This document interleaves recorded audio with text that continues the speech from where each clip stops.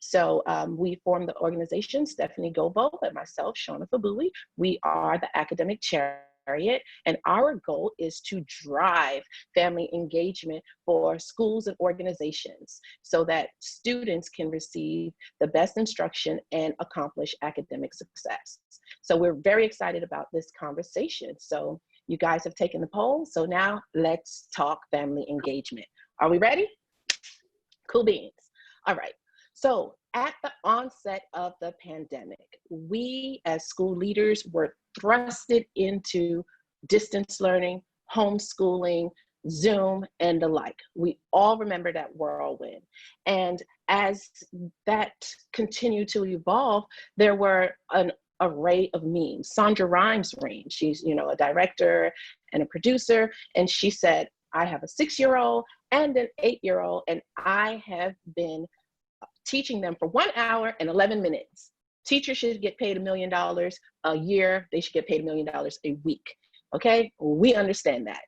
And so that led to an array of different means that really demonstrated the frustrations and the challenges that parents and caregivers were having as they attempted to take on the role of an educator. And so what did that mean for us as school leaders? That means that we now have a new staff. Our new staff is our parents. So when we're thinking about that new staff, as we have polled everyone so far, let's look at the level of instruction that our new staff is able to provide. So let's look at those polls.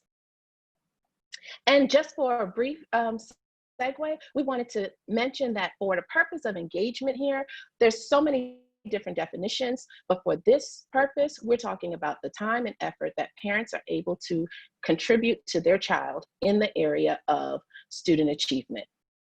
That's what engagement means today. So let's look at the polls. Okay, Mark, are we able to pull up the poll, or is that something you have to do on your side? Okay, I can see the polling results on my side, Steph. Okay, so let's jump into the polls and let's find out how well you know your staff. And when we talk about your staff, we're talking about your parents. Our first statement, caregivers are at home with their children and can direct distance learning activities. This includes helping with assignments and navigating technology issues. All right, Shawna. And they have stated that they somewhat agree with that. That's a great start. Somewhat agree that our caregivers are at home. They're able to sit down, they have the time, and help their children work through some of the assignments that were assigned to the school. Excellent. And then question number 2 says, caregivers understand curriculum expectations. Disagree. That's a fact.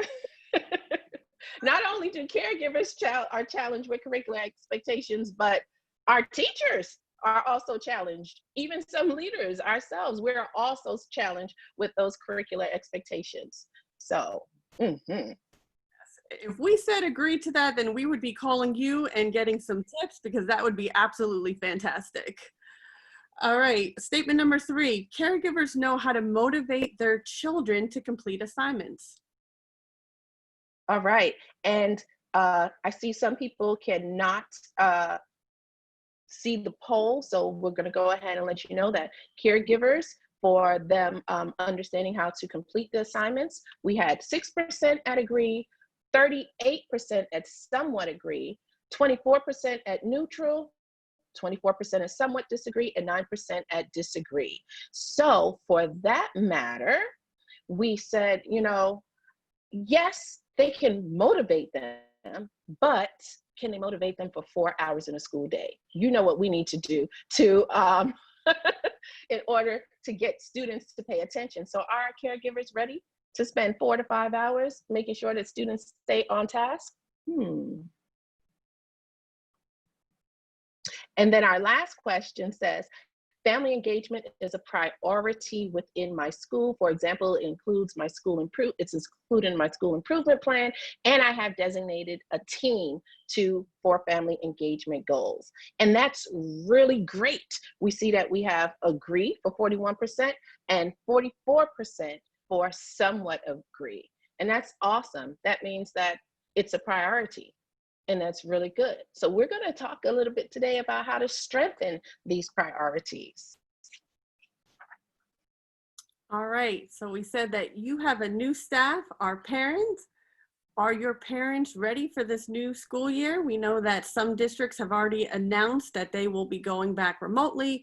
Other districts have some kind of hybrid schedule. And then I know some districts are just waiting to hear, and hopefully that information will come next week.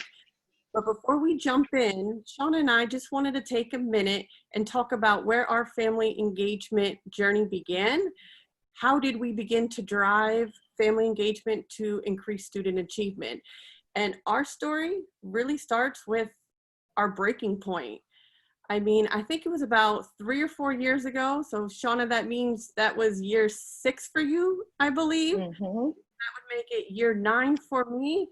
And we were in a rut. It was that November time. We were looking at our data that had just come in. It wasn't terrible data, but it was data that just wasn't moving. And we tried everything. I mean, we sat down and we looked at our hiring process. One year we said we needed veteran teachers because they were going to be our role models for our younger teachers. Then we said, know what, we need new teachers in the building because we're going to just teach them everything. One year we're going to focus on reading initiatives, math initiatives. How many technology programs did we bring into the building? We tried everything. Our staff changed. Some of our students changed, but our data did not change. It was stagnant. The only thing that we did not prioritize was our family engagement. And at our school, we always have a saying. Our saying is, it takes a village, but what were we doing to strengthen our village? And sometimes when we start talking about family engagement, the first thing we do is we start planning all these great events. And we had those events. We had our STEM night. We had 3 parents show up. We had a Reading Across America night. We had 7 parents show up. Why were our parents not showing up? We were putting the time, the money, the work, and we realized we didn't need all that. Our parents wanted to be heard. They wanted to be valued. And what we came to realize, we had been in the building for many, many years, is we didn't know our village. We didn't know our village. And that was a eye-opening experience. And so in order to really get an understanding of who our village was, we realized that we had made assumptions about who was in our community. We looked at the demographics and saw how many African American students we had, or what our social economic levels were, and things of that nature, but we failed to really get to know who our parents in our community were on a personal level. So from that evolved what we call our DRIVE framework. And Mark, if you can give me screen sharing privileges. So we evolved into our DRIVE framework. And our DRIVE framework is just that, D-R-I-V-E. So if you have pencil and paper, we're going to run you through a little bit of it. The D starts with our dedication. And that dedication is dedication before data. That means that we had to get to know who our parents were on a personal level. What are your hobbies? What do you like? What are your talents? What are your strengths? We went to dinner with them in their homes. We went to church. We had incidents where we had the neighborhood cats. We knew family and extended relatives by name, and we really reached out, which is the R. We reached out to the community, and we went door to door. And some of our staff are online with us, and we remember we were out in the community knocking on doors at this time in the school year. This is the time that we reached out before the school year even started. And then by that time, we got to the I in DRIVE, which we were able to then invite them in and inform them. Just like any good relationship, you got to know who your people are before you can invite them over to your home. And so then they were willing to come in. And at that point, we wanted to keep their engagement, and we wanted to be, which is validate their voices. And that means that we just didn't want them to come in and gain information, but we also wanted them to know that they were being heard and put up examples of them being heard and implement what they shared with us into our total school program. And lastly, leads us to the big word, engagement. Not until the D, R, I, and V had been implemented that we could honestly say that our parents were engaged and they said that they felt empowered. So now we are driving with our families through family engagement.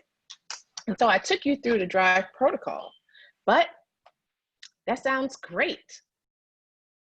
How did we actually do this? What was our number one mechanism? And what we found to be a very strong area was our parent universities.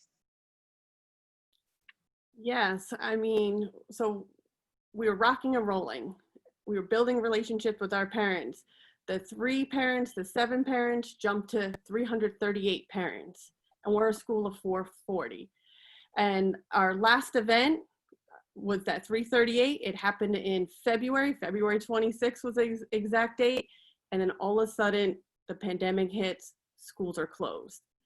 So how do we maintain these relationships? I know Shawna and I even had a conversation around, should parent engagement still be our focus going forward with everything else on our plate?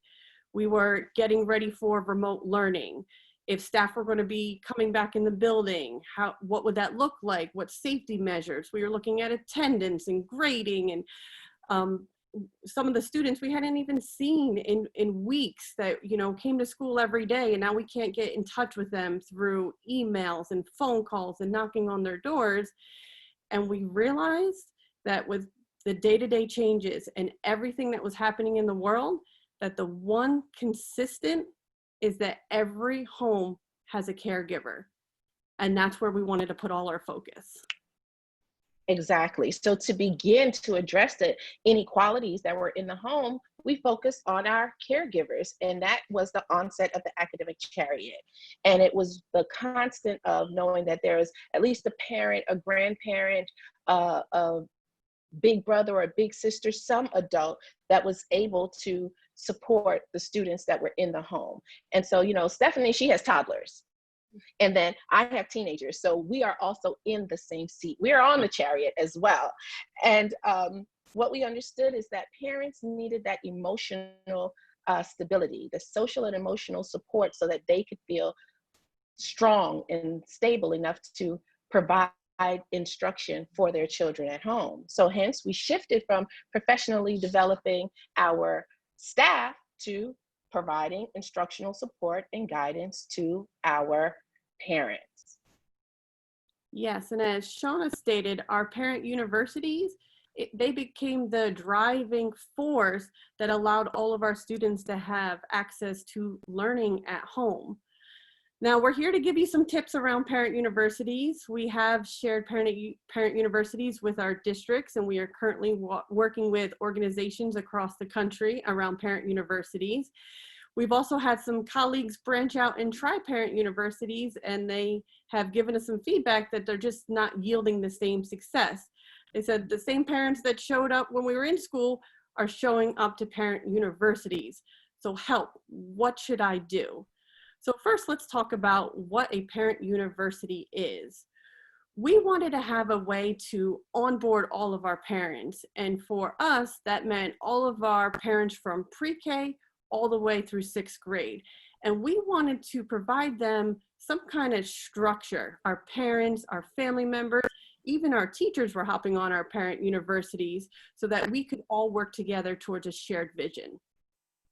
And we also wanted to make sure that our parent universities had a targeted audience. That means that we knew exactly what we were supporting our parents around in order to build their capacity. So it wasn't a haphazard situation where it was just random events, but it was actually a structured curriculum built around what our parents expressed that they wanted to learn, either from us or from other parents who were in the same space. And so it's not a space to lecture or hold parent meetings. And probably what was most important to us is creating that space where we're not only giving out information to our parents in our community and staying connected, We wanted a space to allow for discussion where parents could bring their own expertise into the conversation, and we wanted them to leave feeling empowered. We weren't necessarily turning all of our parents into teachers, but we wanted them to leave each parent university with a tip, a little bit more confidence. So when they sat down with their child the next day to teach a lesson, it went a little bit better than the day before. Exactly. So what are parent universities not? So they are not a lecture to parents. We are not bringing parents in to tell them everything we need them to do at home. It's also not a parent meeting or a parent conference. We want to talk about relevant topics that are happening now. We initially created the first 6 parent universities, and we're going to tell you how we did that. But every parent university after, the topics were not brought by us, they were actually developed by our parents. So they said, hey, next week, can we talk about this topic? I think this is really important. And then we just went from there. And we're not parents how to parent. It's their children at home. We just want them, again, to have that confidence, to feel empowered, and really partner with us in this journey as they become their child's first educator at home. So our first tip was to identify the need of your parents in order to support the mission and vision of your organization. It has to be a merger of two in a genuine sense. And so what is a parent university? It's working towards a shared vision. And of course, with everything, we always start with a mission and vision, but the parent or your parent engagement goals must have their own vision as well. A consistent structure, targeted support and guidance, and to build the capacity of the parents in your organization. So quick tip.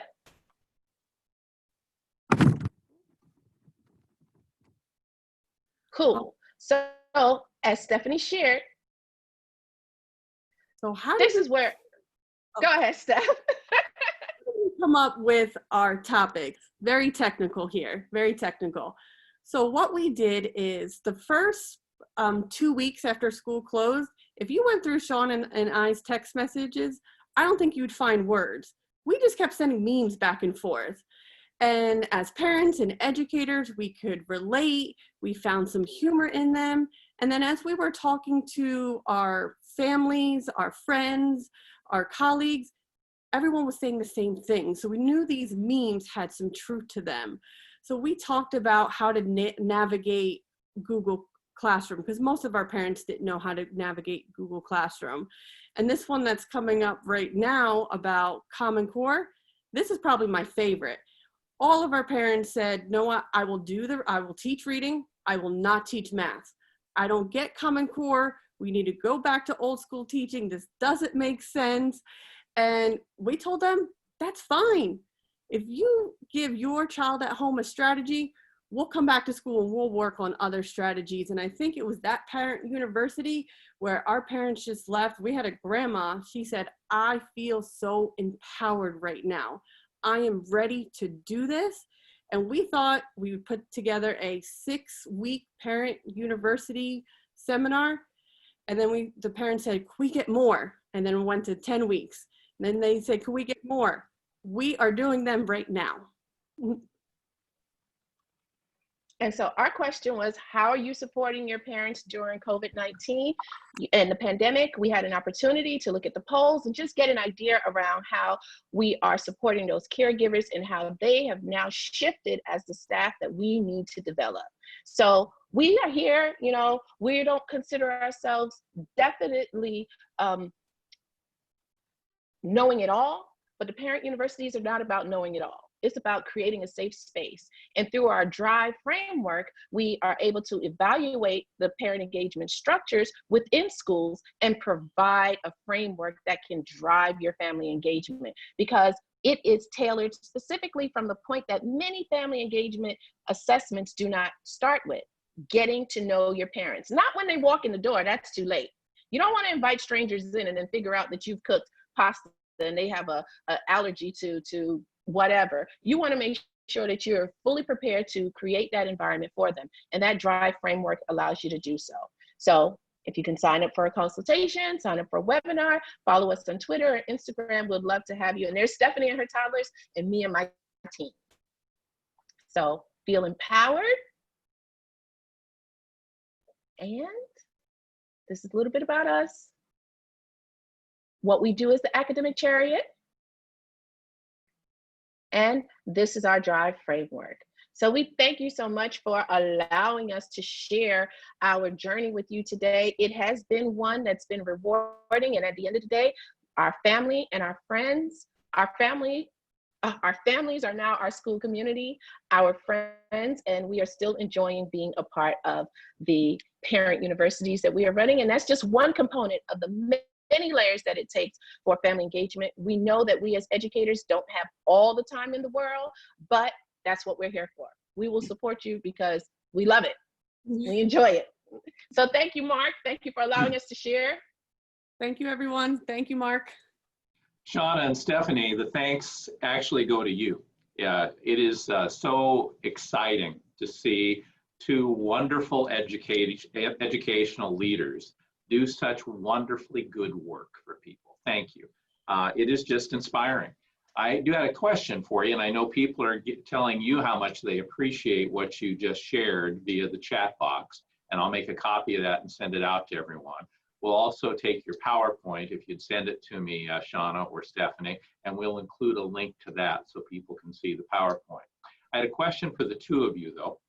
When you look at how many parents were participating with you, were engaged with you before, what do you see the difference now? And did the pandemic make a big bump in that in terms of the number of people you were able to engage? So what we found is that we had established relationships with them prior to the pandemic.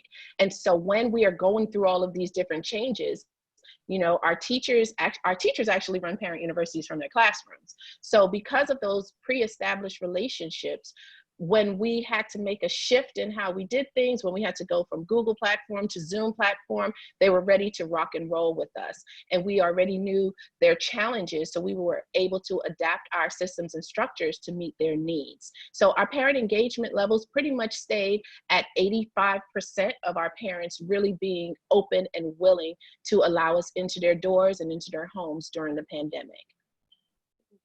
Stephanie, anything to add?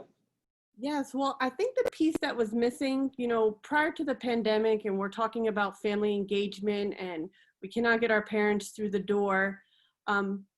We thought they weren't coming because work conflicted, or they didn't have the time, or they didn't see the importance. And I know, Shawna, I'm going to speak for you at this time, but deep down inside, we believe that every parent wants the best for their child. And when we got to know our parents, those weren't the barriers that they spoke to. They said they had negative school experiences themselves. Some of them that were just nervous. Some of them shared, you know, when we reached out to them, they thought their children were in trouble. They didn't want to answer the door. They didn't want to take our phone calls. So I think that piece of really getting to know our parents, they had this comfort, they felt connected, and then they then had a voice at the table. It wasn't us dictating everything. They had a space where they could come in and help us make some of the decisions to move our school forward. And we had fun samming it. Yes, we did. I love how you say that, you're samming it. Yes. We're going to go to breakout rooms in just a moment. First, I want to, though, share one of the chat comments from Kashan. She said, I love the drive. I appreciate the emphasis on building relationships with families and getting to know the caregivers and empowering them. Thanks for sharing. And actually, I think that really sums up how I feel. The fact that you shared this with us is really helpful. The enthusiasm you show makes it clear why it works for you. Congratulations to both of you. You're just incredibly good educational leaders. Those of you who would like to stay with us, we're going to go to breakout rooms right now. If you need to say goodbye right now, that's fine. Breakout rooms are starting right now. Again, I want to thank Shawna and Stephanie for doing this today. It was really kind of you to spend the time with us. And I wish you all a wonderful school year. But you know what? I don't think you're going to need luck. You've already made your own luck by engaging people in a remarkably positive way. Breakout rooms start right now.